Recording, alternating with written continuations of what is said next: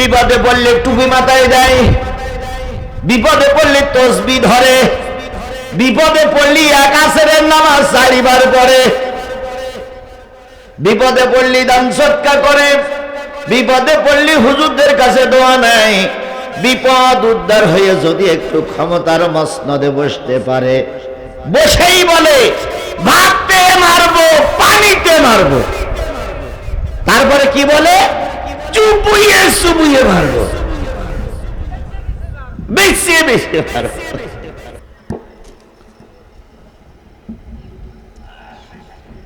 আসসালামু আলাইকুম ওয়া রাহমাতুল্লাহি ওয়া বারাকাতুহু। নাহমাদুহু ওয়া নাস্তাঈনুহু ওয়া নাস্তাগফিরুহু ওয়া নাউযু বিল্লাহি মিন শুরুরি আনফুসিনা ওয়া মিন সাইয়্যাতি আ'মালিনা। من يهده الله فلا مضل له ومن يضلله فلا هادي له ونشهد أن لا إله إلا الله وحده لا شريك له الذي أرسله بالحق بشيرا ونذيرا وداعيا إلى الله بإذنه وسراجا منيرا. فقد قال الله تعالى في كلامه المجيد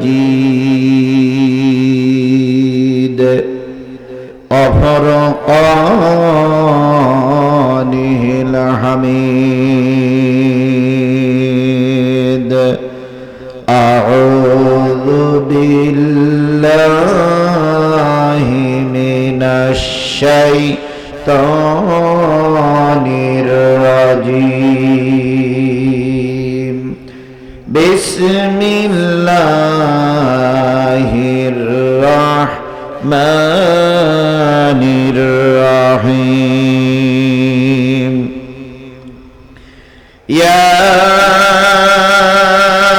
أيها الذين آمنوا هل أدلكم على تجارة تنجيكم من عذاب أليم.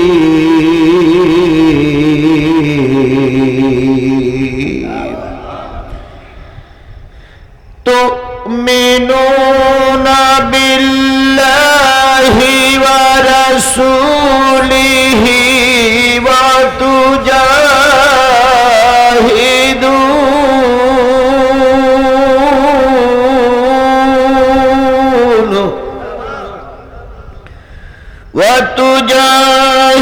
وتجاهدون في سبيل الله بأموالكم وأنفسكم ذلكم خير لكم إن كنتم تعلمون.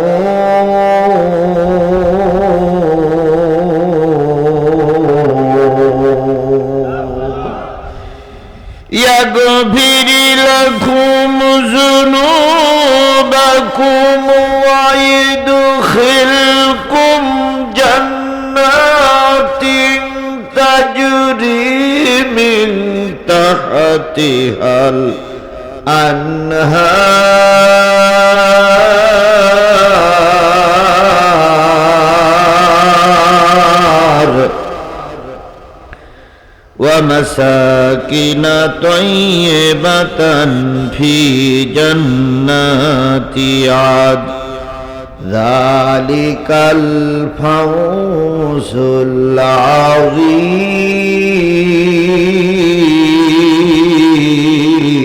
العظيم. صدق الله المولانا العظيم.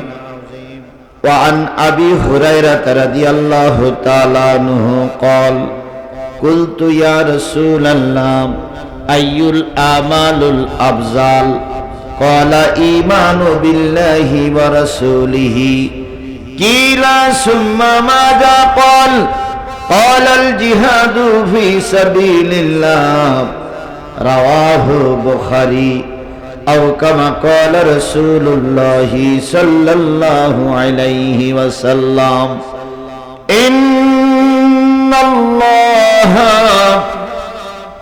ওয়া মালাইকাতাহু ইউসাল্লুনা আলান নবী ইয়া আইয়ুহাল্লাযীনা আমানু সাল্লু আলাইহি ওয়া সাল্লিমু তাসলিমা আল্লাহুম্মা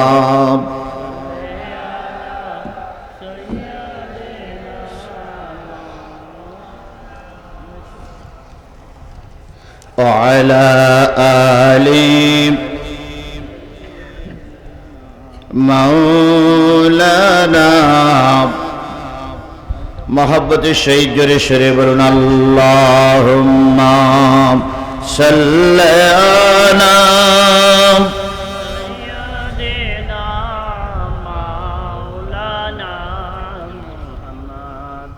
وعلى آل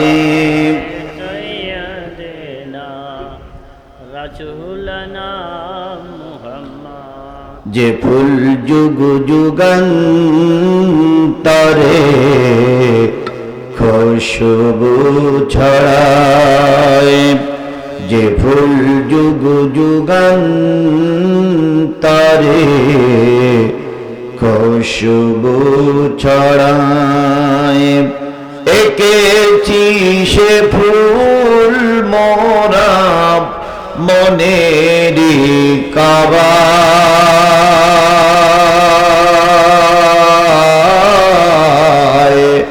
যে ফুল যুগ যুগান্তরে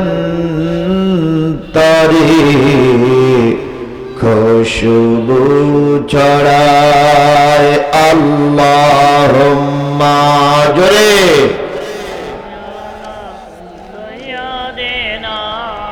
مولانا محمد وعلى آل حبيبنا لا إله إلا الله جل لا إله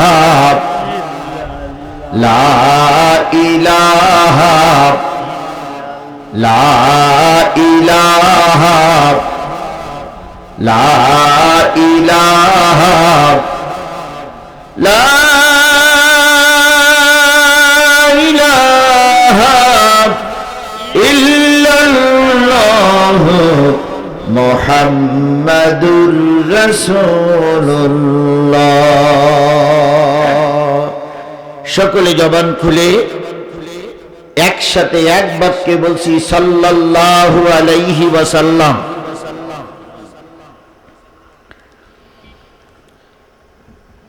সাতক্ষীরা জেলার কালীগঞ্জ উপজেলা, কালীগঞ্জ উপজেলার উচ্ছেপাড়া আবুল কাশেম হুজুরের বাড়ির সামনে চতুর্থ বাৎসরিক একদিন ব্যাপী তাফসিরুল কোরআন মাহফিল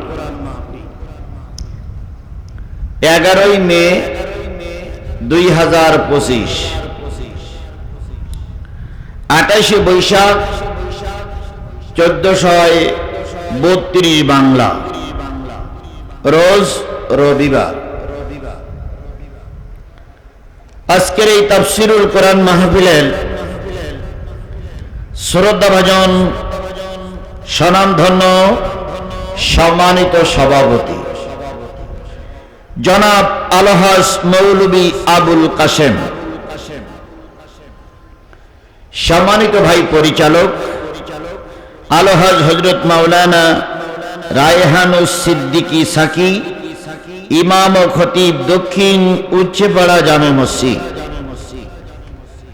আজকের এই তাফসীরুল কোরআন মাহফিলের শ্রদ্ধাভাজন সম্মানিত প্রধান অতিথি, 10 নম্বর ধলবাড়িয়া ইউনিয়ন পরিষদের সুযোগ্য চেয়ারম্যান, জননন্দিত নেতা জনাব আলহাজ গাজী শওকাত হোসেন, যুবক মানুষ, ইউনিয়নের চেয়ারম্যান। আল্লাহ পাক তাকে কবুল করুন। তার দ্বারা এই এলাকায় আরো যেন ভালো ভালো কাজ অনুষ্ঠিত হতে পারে, সকলে বলছি আল্লাহুম্মা আমিন। অতিথিবৃন্দ, জনাব আব্দুল কাদের, আলহাজ নূর ইসলাম গাজী, জনাব জিএম আব্দুর রাজ্জাক, জনাব মোহাম্মদ জামাল হোসেন, জনাব মোহাম্মদ আবুল বাশার সহ অন্যান্য অতিথিবৃন্দ, মঞ্চ উপবিষ্ট আছেন আমার দীর্ঘদিনের বন্ধু, বক্তৃতা জগতে একসময় তুখোড় আলোচক, এখনো বাংলাদেশের অনেক জেলা তার কথা শোনার জন্য অপেক্ষায় থাকে। এলাকার কৃতি সন্তান, আমাদের শ্রদ্ধেয় বড় ভাই শায়েখ আব্দুর রহমান ওসমানী আলোচনা করেছেন। হযরত মাওলানা হাফেজ সাইফুল্লাহ সিদ্দিকী, ইমাম ও খতিব, গড়িমহল কেন্দ্রীয় জামে মসজিদ। সাইফুল্লাহকে আমি আমার নিজের ছোট ভাই বলে মনে করি। বক্তৃতা জগতে সে একজন ভালো আলোচক। বাংলাদেশের অনেক জেলা তার আলোচনা শোনে এবং তার আলোচনায় মুগ্ধ হয়। আপনারা তাকে ভালোবাসেন, আমিও তাকে ভালোবাসি, আল্লাহ তাকে ভালোবাসুক। সকলে মিলে বলছি আল্লাহুম্মা আমিন। হাফেজ মোহাম্মদ আব্দুল লতিফ সিদ্দিকী আলোচনা করেছেন। এই সমস্ত ওলামা সহ গর্বিত মায়ের গর্বিত সন্তান, শ্রদ্ধেয় ওলামায়ে হযরত, এলাকার বিভিন্ন কুটির থেকে আগত দিনদার, পরেশগার, মুত্তাকি মুসলমান ভাই ও বন্ধুগণ, পর্দায় অবস্থানরতা শ্রদ্ধাশীলা মা ও বোনেরা, সকলকে নিয়ে আবারও সালাম বিনিময় করছি। আশা করছি সালামের জবাবটা সবাই মিলে জোরে সোরে দিবেন। আসসালামু আলাইকুম ওয়া রাহমাতুল্লাহি ওয়া বারাকাতুহু।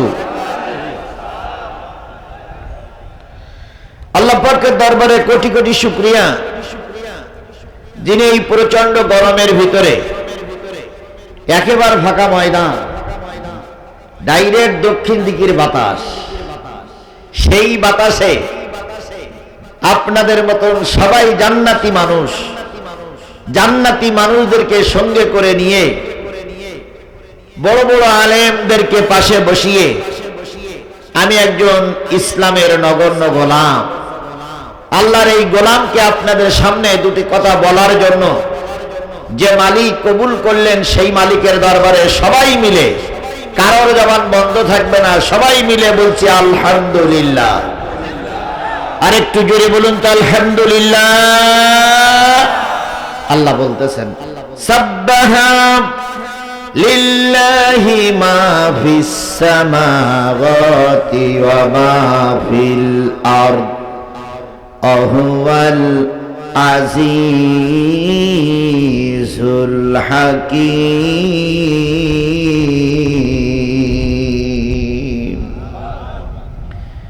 কোরআন তেলাওয়াতের পরে যারা আল্লাহু আকবার বলবে, আল্লাহ তাদের জান্নাতে যাওয়ার পথ সহজ করে দিবেন। জোরে বলুন আল্লাহু আকবার। আরেকটু জোরে বলুন আল্লাহু আকবার। সাব্বাহা লিল্লাহি মা ফিস সামাওয়াতি ওয়া মা ফিল আরদ।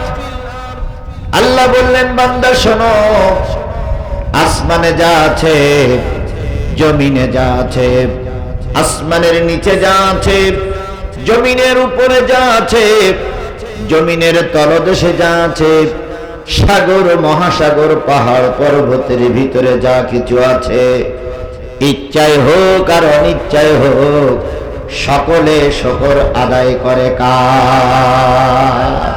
আরেকটু জোরে বলুন তো, কার শুকর আদায় করে? শুধুমাত্র কেবলমাত্র মানুষ বেমালুম আল্লাহরে ভুলে যায়। খেয়াল করুন, গাছ যত বড় হোক না কেন, গাছের ডালপালা পাতাগুলো কোন দিকে? নিচের দিকে। গাছ বলতে চাই, আমি যতই বড় হই না কেন, আমার মাথাটা আল্লাহর কাছে নোয়াচ্ছি। একটা গরু যখন খাদ্য খায় তখন তার মাথাটা কোন দিকে থাকে? নিচের দিকে থাকে। হাতি বিরাট বড়, সে যখন খাদ্য খায় মাথাটা নিচের দিকে থাকে। কেবলমাত্র মানুষ আর জিন এত কিছু পাওয়ার পরে তারা আল্লাহরে ভুলে যায়। অথচ আল্লাহ বললেন, ওমা খালাকুতুল জিন্না ওয়াল ইনস ইল্লা লিয়াবুদুন।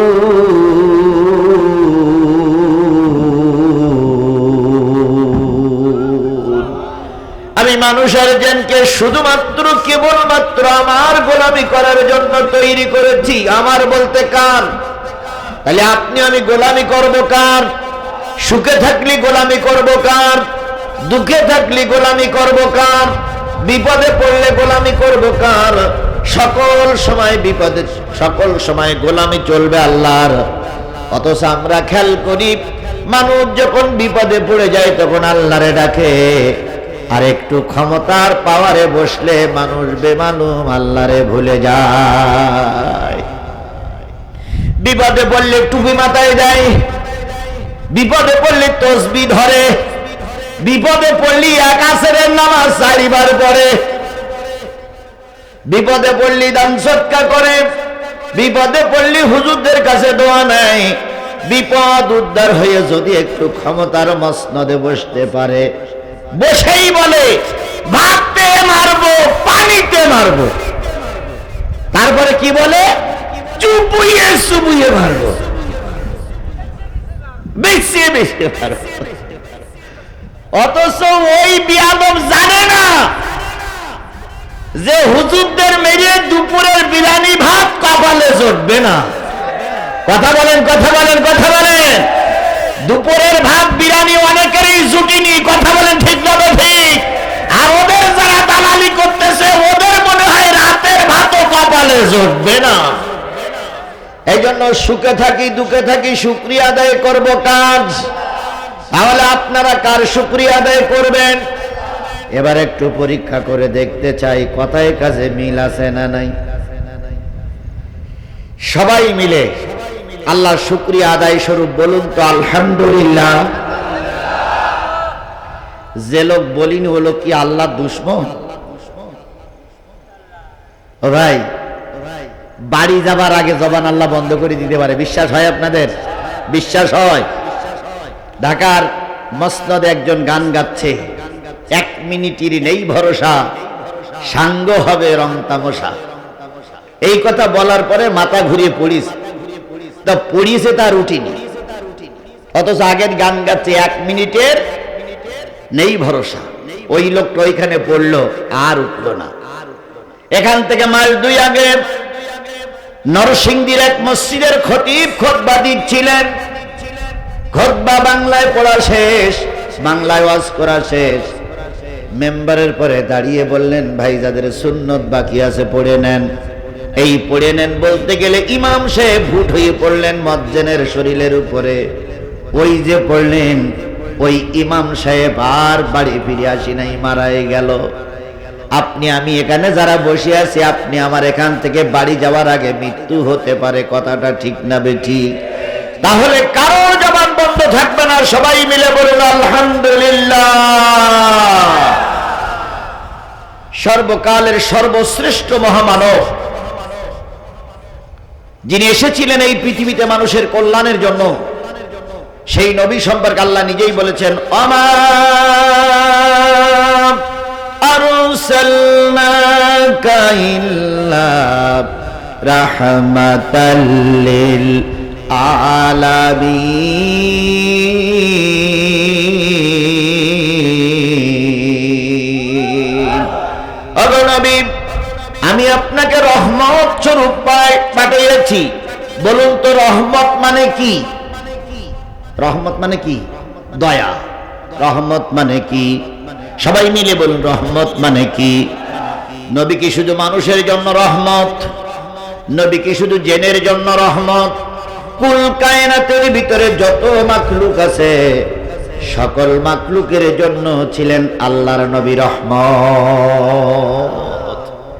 এই রহমতের নবী, দয়ার নবী, দিনের বেলায় প্রচন্ড তাপের ভিতরে যদি ফাঁকায় বাহির হতেন, তার মাথার উপরে ছাতার মতন একখণ্ড মেঘ দিয়ে আল্লাহ তাকে ছায়া দান করতেন। তিনি যদি খাদ্যের জন্য আল্লাহর কাছে একটু চোখ তুলে তাকাতেন, আল্লাহ পাক বিরাট বিরাট খাদ্যের ব্যবস্থা করে দিতেন। সেই নবী, এত দয়ালু নবী, এত মায়াবী নবী, দিন প্রচারের জন্য 3 দিন 5 দিন 7 দিন পর্যন্ত মাঝে মাঝে না খেয়ে থাকতে হয়েছে। আপনি আমি সেই নবীর উম্মত। কথা বলেন ঠিক না বে ঠিক? আরো জোরে বলেন। তাহলে আপনি যদি সেই নবীর উম্মত হন, ওই নবীর উপরে নাজিল হলো যে কিতাবটি, সেই কিতাবটার নাম কি? আরো জোরে বলেন, সেই কিতাবটার নাম কি? এখানে তাফসীর মাহফিল মানে কিসের থেকে আলোচনা হচ্ছে? কোরআন থেকে আলোচনা হচ্ছে। আর আপনি নবীর উম্মত বাদামের দোকানে বসে আছেন, আমি নবীর উম্মত বাড়িতে শুয়ে আছেন, আমি নবীর উম্মত আপনি ঘরের ভিতরে শুয়ে শুয়ে বিভিন্ন গল্প তামাশা করতেছেন। আল্লাহর কসম, আপনি আর যাই হন নবীর উম্মত হতে পারবেন না। এই জন্য সকলের কাছে অনুরোধ করছি, দয়া করে বেশিক্ষণ আলোচনা হবে না। আমাকে আজকে অনেক আগেই উঠাইছে কর্তৃপক্ষ, এই জন্য কর্তৃপক্ষকে ধন্যবাদ। আমরা তাড়াতাড়ি আপনাদের ছেড়ে দেবো যাতে করে আমরা বাড়ি ফিরে যেতে পারি। আমরা সকলে যে যেখানে আছি কোরআনের মাহফিলে এসে বসি। তাহলে নবী কয়দিন না খেয়ে থেকেছেন? 3 দিন 5 দিন 7 দিন না খেয়ে থেকেছেন। আব্দুর রহমান ভাই একজন কোরআনের আলোচক, আমার ছোট ভাই সাইফুল্লাহ একজন কোরআনের আলোচক, আমি একজন নগণ্য গুনাহগার গোলাম। বলুন তো, নবী যে কাজ করেছে আমরাও সেই কাজ করার জন্য চেষ্টা করি। নবী 3 দিন 5 দিন 7 দিন পর্যন্ত না খেয়ে থেকেছে। আমরা কয়দিন না খেয়ে থেকেছি? কয়দিন? একদিনও নয়। নবী এই দিন প্রচারের জন্য জেলে যায়নি। তুমি আর আমি কয়দিন জেল খেটেছি। কিছু কিছু লোক বলে ওই হুজুরির দোষ ছিল, নতুবা হুজুর জেলে গেল কেন? আমি বলি, তোমার বগলে চুল উঠিনি, তুমি ইসলামের ইতিহাস জানো না। আল্লাহর নবী ইসলামের কথা বলতে গিয়ে জেল খেটেছে, না খেয়ে থেকেছে। তুমি আর আমি যদি কোরআনের হক পথের দাওয়াত দেই, আল্লাহর কসম না খাওয়া লাগতে পারে, জেলে যাওয়া লাগতে পারে, ফাঁসিতে ঝোলা লাগতে পারে, আমৃত্যু কারাদণ্ড হতে পারে, যদি কোরআনের গোলাম হয়ে থাকো। 2 মসজিদের 2 ইমাম বাজারে গেছে চা খাতি, তা 2 জন মুফতি, একজনের নামে একটাও মামলা নেই, আর একজনের নামে 6টা মামলা। তো চাওয়ালা খুব চালাক, জিজ্ঞেস করছে, হুজুর আপনিও হুজুর, উনিও হুজুর, তো ওনার নামে 6টা মামলা, আপনার নামে একটা মামলা নেই, ঘটনা দেখি। তা যে হুজুরি নাই মামলা নেই, সে হুজুর বলতেছে, আমি একটু বুদ্ধি শুদ্ধি করে চলি, আমি একটু সবাইকে ম্যানেজ করে চলি, এই জন্য আমার মামলা হয় না। এরকম হুজুরকে আমাদের সমাজে আছে? এই কথা বলেন, আছে? আমি জিজ্ঞেস করি, রসুলের বুদ্ধি কম ছিল তাই জেল খাটলো, রসুলের বিবেক কম ছিল তাই জেল খাটলো, তুমি মৌলবী বিরাট বিবেকবান, এই জন্য তোমার জেল হয় না। তাহলে রসুল জেল খেটেছে না খাটি নাই? না খেয়ে থেকেছে না থাকিনি?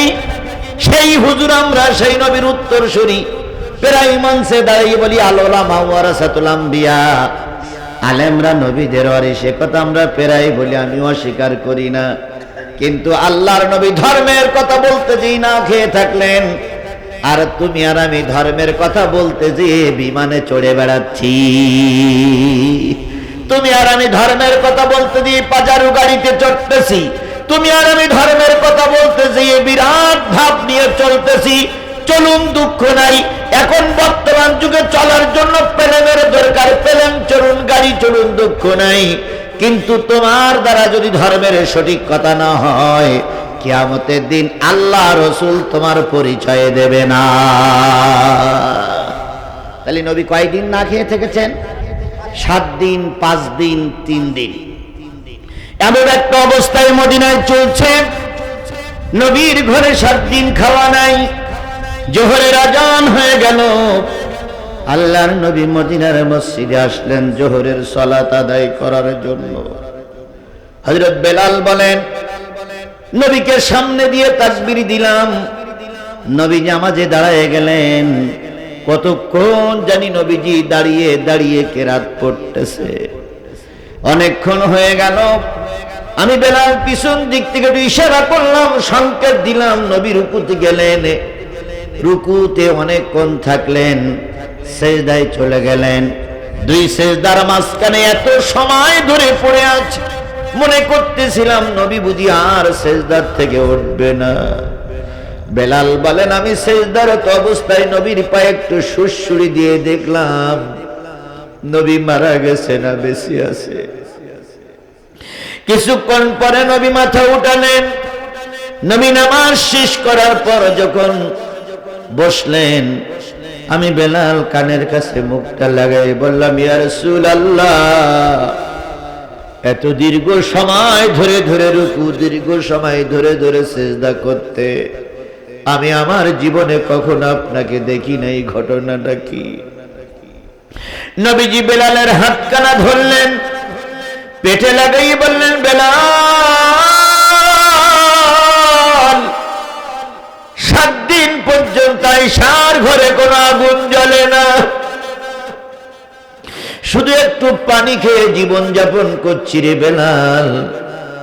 রুকুর থেকে সোজা হয়ে দাঁড়ানোর মতন শক্তি নাই, সেজদার থেকে 2 সেজদার মাঝখানে বসার মতন শক্তি নাই। নবীজি নামাজ আদায় করে হুজরাখানে চলে গেলেন। আবু বকর নবীর পিছনে নামাজ পড়লেন, আবু বকরের 5 দিন না খাওয়া।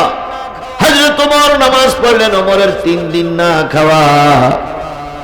সবাই ঘরে চলে গেলেন।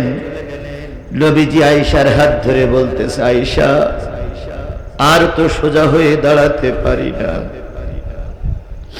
একটু খেজুর আর একটু পানির ব্যবস্থা কি হবে?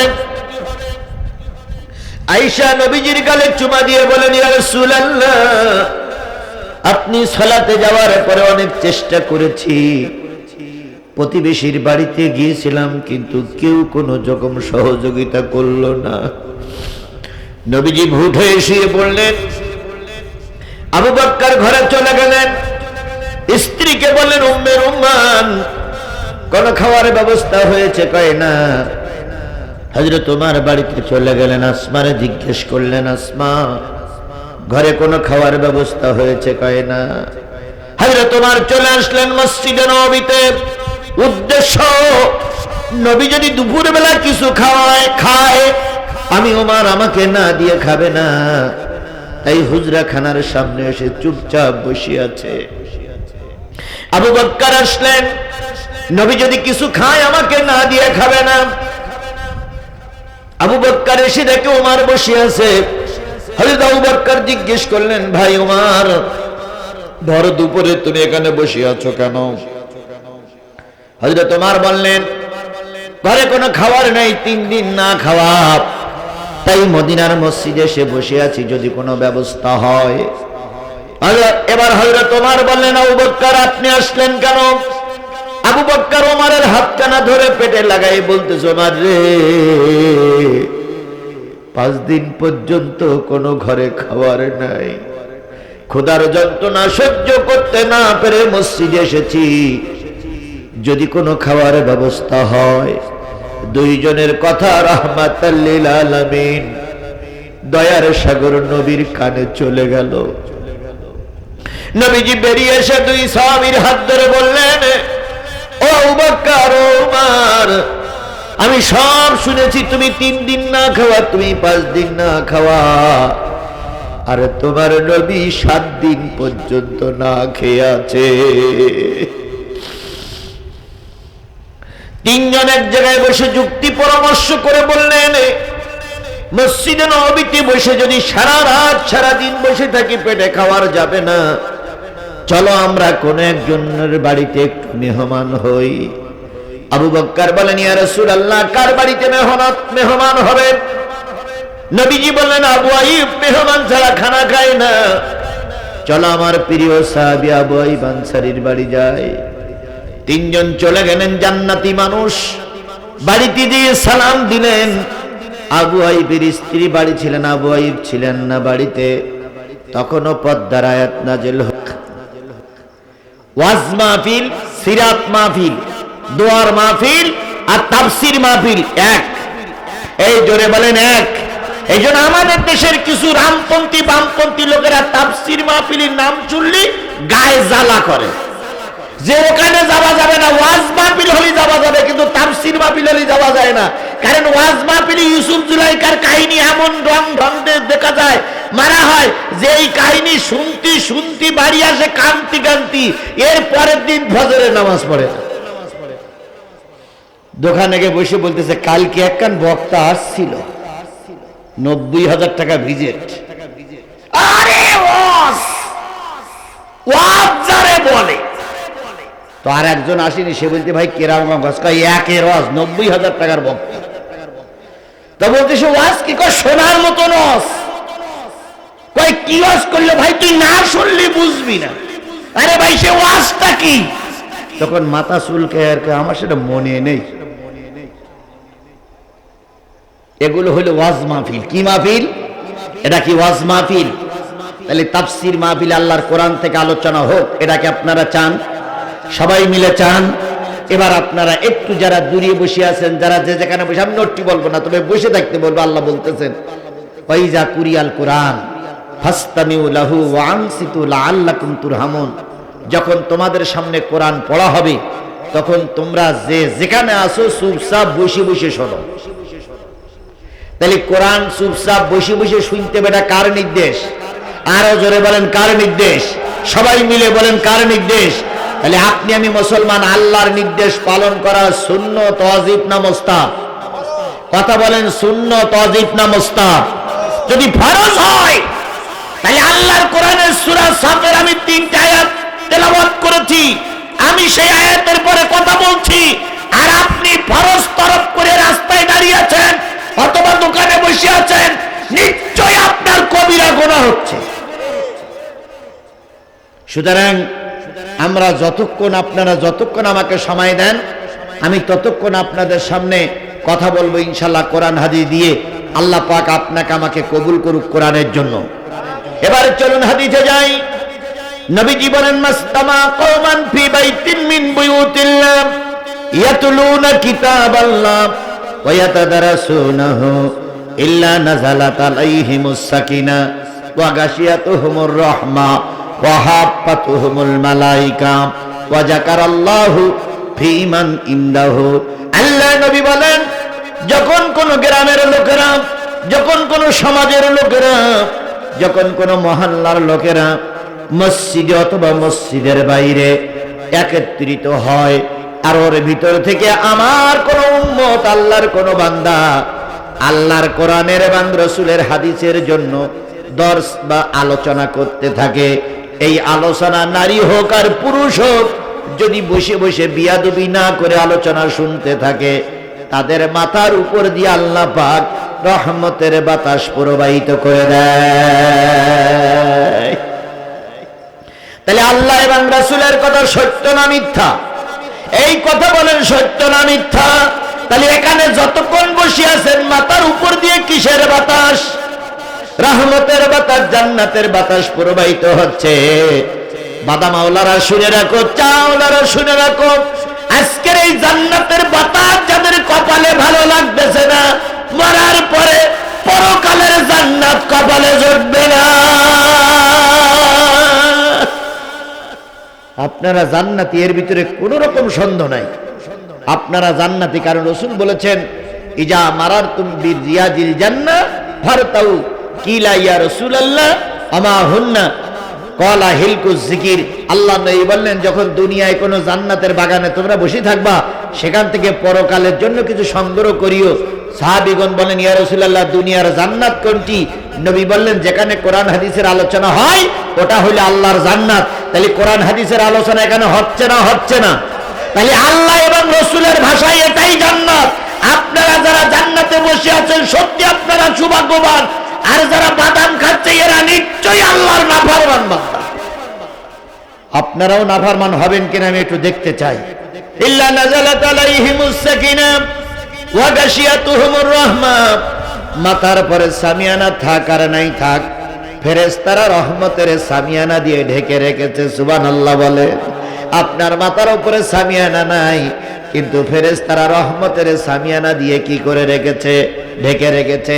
ওয়াহাব্বাতুহুমুল মালাইকা, যত দূর শ্রোতা বসেছে চারিপাশে ফেরেশতা গোল হয়ে দাঁড়িয়ে গেছে।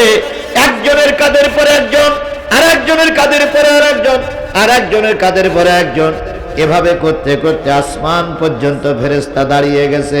ফেরেশতারা দোয়া করতেছে, আল্লাহ উচ্চে পড়ার খোলা ময়দানে তোমার এক বান্দা সূরা সফের আয়াত তেলাওয়াত করে আলোচনা করছে, আর তোমার বান্দার বান্দিরা চুপচাপ বসে বসে শুনতেছে। আমরা দোয়া করতেছি, আল্লাহ এদের জীবনের গুনাহগুলো মাফ করে দাও।